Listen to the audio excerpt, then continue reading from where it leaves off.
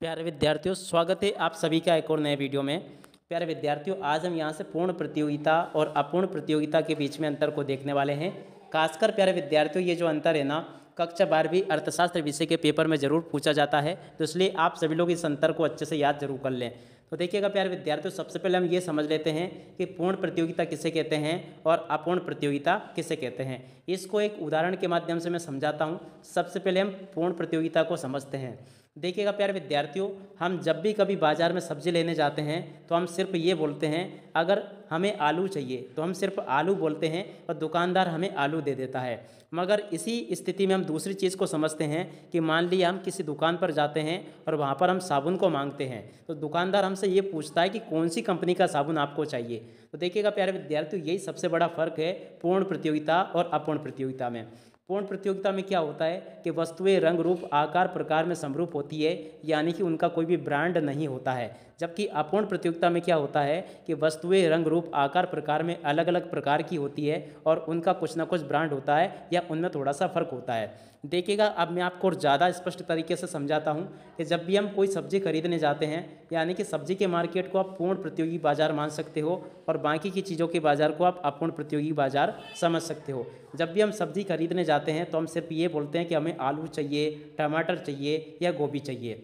वो दुकान वाला हमसे ये नहीं पूछता है कि कौन से खेत का चाहिए या किसके खेत का चाहिए, और ना ही हमें उसको ये बताता है कि हमें रामलाल के खेत के टमाटर चाहिए या मोहनलाल के खेत के हमें आलू चाहिए। जबकि जब हम दुकान पे कुछ दूसरा सामान खरीदने जाते हैं, जैसे कि हमें कभी साबुन लेना है, शैम्पू लेना है या और कोई सामान लेना है, तो इनके अलग अलग ब्रांड होते हैं। जैसे कि साबुन का देखिए तो बहुत सारे ब्रांड है, जैसे कि आप लोगों को समझ में आई गया होगा, मैं किसी का नाम यहाँ पर बताना नहीं चाहता हूँ। तो इस तरह से अगर शैम्पू के देखें तो शैम्पू के भी बहुत सारे ब्रांड होते हैं।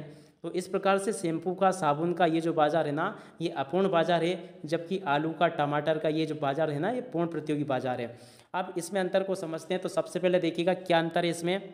देखिएगा, इसमें क्रेता और विक्रेता की संख्या ज़्यादा होती है। पूर्ण प्रतियोगी बाजार में क्या होती है, क्रेता और विक्रेताओं की संख्या ज़्यादा होती है, और अपूर्ण प्रतियोगी बाजार में क्या होता है, क्रेता और विक्रेताओं की संख्या कम होती है। अब इसमें देखो, उत्पादित वस्तु समरूप होती है, यानी कि जो पैदा हुई वस्तु है ना, वो रंग रूप आकार प्रकार में एक जैसी होगी। जबकि इधर क्या लिखा है, वस्तु विभेद पाया जाता है।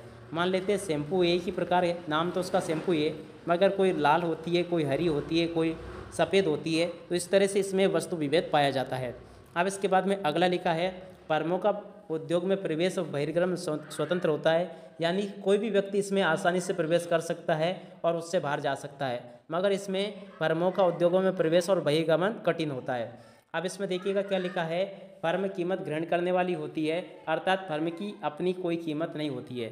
देखिएगा, इसकी जो कीमत होती है ना पूर्ण प्रतियोगी बाजार में, इसमें जो कीमत निर्धारित होती है वो मांग और पूर्ति की शक्तियों के द्वारा होती है। इसलिए यहाँ पर दुकानदार कीमत को ग्रहण करने वाला होता है, ना कि उसको निर्धारित करने वाला।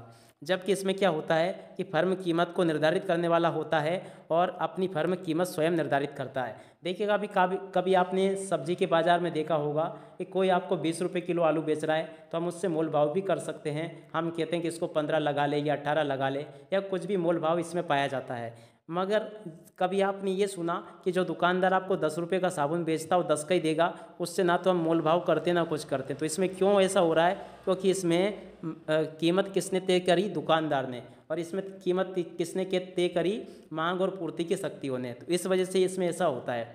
अब इसके बाद में अगला लिखा है, मांग वक्र या औसत आगम वक्र एक बड़ी रेखा के रूप में होता है। औसत आगम तथा सीमांत आगम वक्र एक ही होते हैं। जबकि इधर क्या लिखा है, मांग वक्र या औसत आगम वक्र बाएं से दाएं नीचे गिरता हुआ होता है।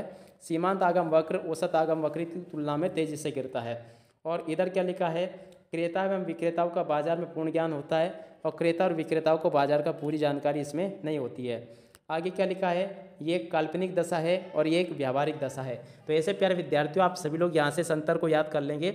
और इसके बाद में देखिएगा, मैं आपको अच्छे से बता देना चाहता हूँ पूरा अंतर। तो यहाँ से आप लोग इसको देख लें। पहला अंतर ये हो गया आपका, दूसरा ये हो गया, तीसरा ये हो गया, चौथा ये हो गया, पाँचवा ये हो गया, छठा ये है और सातवां ये है। तो आप सभी लोग यहाँ से इन सभी अंतरों को अच्छे से याद कर लेंगे। देखिएगा प्यारे विद्यार्थियों, पूर्ण प्रतियोगिता और अपूर्ण प्रतियोगिता में अंतर कक्षा 12वीं अर्थशास्त्र विषय में जरूर पूछा जाता है। तो इसलिए आप सभी लोगों से रिक्वेस्ट है कि आप लोग यहाँ से इस अंतर को अच्छे से याद जरूर कर लें।